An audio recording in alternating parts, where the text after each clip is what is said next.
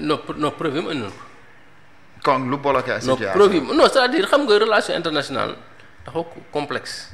Ce sont pas des choses qui se règlent du jour au lendemain ay procédure la ay séquence la. Donc ils sont dans cette disposition mais yow gis nga ni chaque fois ils envoient des personnes qui viennent qui font un travail avec les responsables du gouvernement et on va dans le sens de collaboration mais aussi lu ñëwagul doo ko xaar.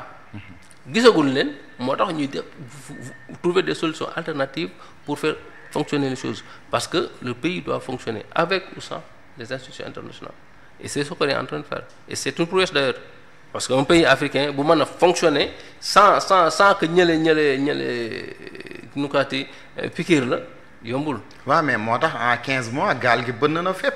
non gaal gi bënn na fépp ministre bi moo ko wax le ministre des finances Cheikh Diba moo ne gaal gi dafa bënn fépp donc cela veut dire que en 15 mois rek Sénégal moom mu ngi à terre vraiment. non Sénégal ba nekkoon à terre duñ tal toog fi def émission nan sant yàlla parce que xëyagoo jàpp naa ne xëyagoo sa kër nga ne amul lu ma ndekkee xëyagoo sa kër nga ne amul lu ma añee xëyagoo sa kër amul ma reer non. am na ñu nekk ci réseau bi souvent dañuy dem fii ci jaaykat caakiri bi mais dañuy sonn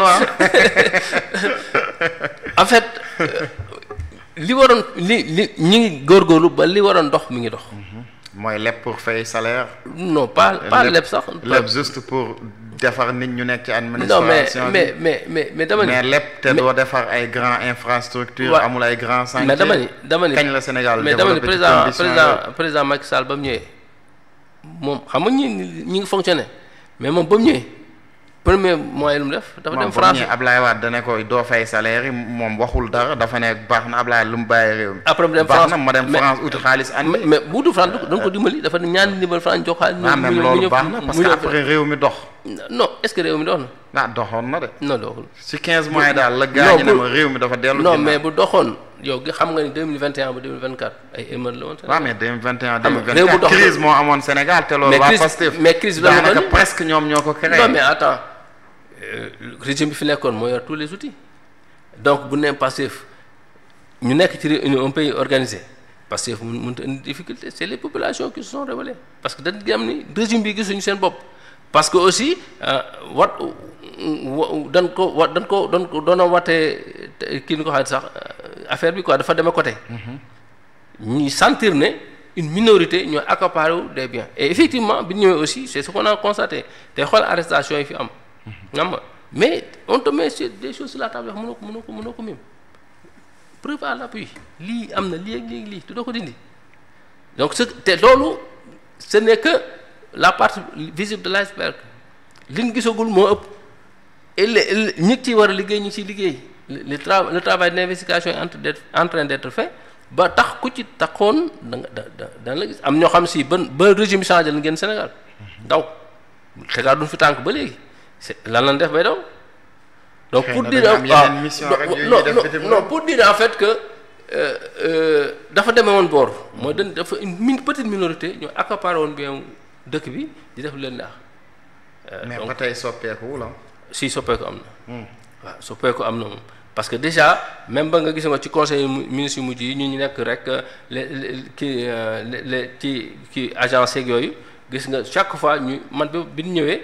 même pour tenir un conseil d'administration c'est un problème tu peux rester une année benn ngay def wala des fois doo ko def or il y avait 4 obligatoires minimum moi j'en suis presque à 6 te par année jeexagul. mais xam nga fan yële dégg nañ le journal Serigne Saliou Gueye te defe naa ne gis nga ko. ba mu ne am na ay DG ci nguur bii nii di jënd ay këru 100 millions. non gisaguma ko dégguma ko. mais Serigne Saliou Gueye quand même yow xam nga moom fu ko projet Pastef bi tolloon te en tant que c'est un journaliste.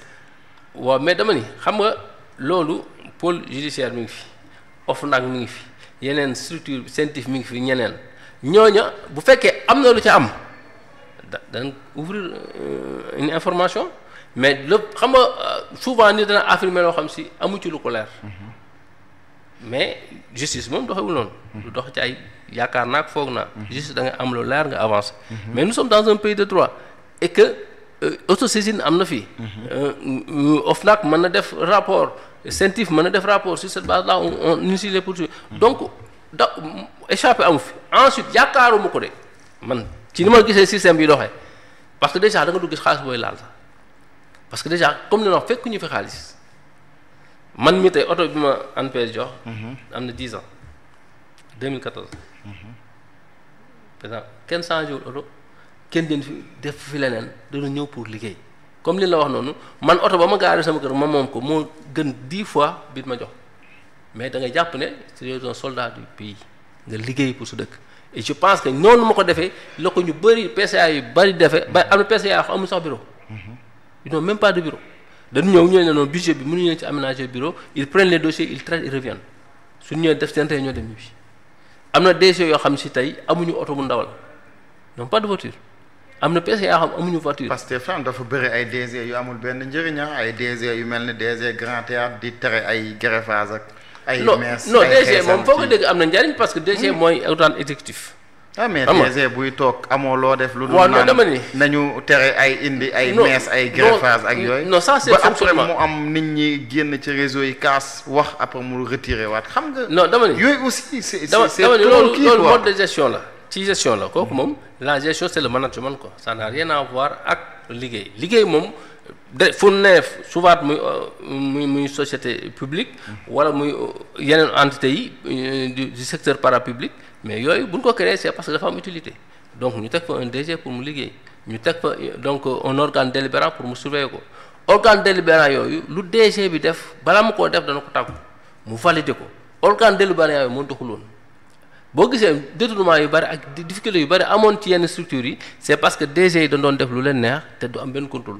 déjà ñun bi ñëwee boo gisee chaque conseil de ministre presque président wala premier ministre dana ñëw ci organe délibérant yi parce que ñoom ñooy contrôler en fait les organes exécutifs or avant dañoo gëmoon ni PCA c'est juste pour venir faire une réunion et rentrer non tu autorises tout tu approuves tout balaa DG recruter kenn daf la ko war a wax daf la war a def plan de recrutement jox la ko bala moo def benn dépense daf koy exposer ñëw présenter ko ban valider ko mu ko door def boo paree yow ci sa liggéey boobu ngay def da ngay koy notifier l'autorité de tutelle ministère bi nga dépendre notifier que la tutelle financière muy le ministère des finances donc loolu loolu moo fonk système boobu moo doxul woon déjà bi ñu ñëwee ci jubanti bi loolu président daf ci insister ba fi ñu toll ñun PCA ñoo gën a sonn ñëpp léegi ni gisoon ni léegi ANPEJ laa jóge te mënoon naa toog ba tey 3 mois du ma fa jaar mais du ma toog semaine moo fa jaar 7 semaines la jaaruma sama cabinet toute la semaine jaaruma sama cabinet parce que y a du boulot là-bas à faire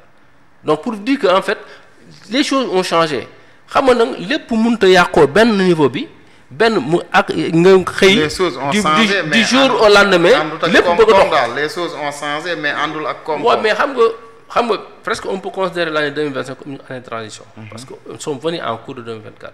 donc fekk na fa budget bu ñu voté te li gën a graaw mooy bi ñu ñëwee pratiquement on est venu au mois de mars. yenn ñu commencé mais boo ñëwee organisme ba nga nekk presque budget ba consommé nañ ko ci premier trimestre bi ce qui n'est pas normal donc li des ci année 2024 bi da nga doon taqale nga ñëw nag 2025 ma nekk année de transition maintenant à partir de là tu peux concevoir ton budget concevoir ton programme les autorités mën a wut des ressources suffisantes pour couvrir ces dépenses là ñu mën a teg nag suñu schéma. kon tey ñii di jooy naan réew mi doxul.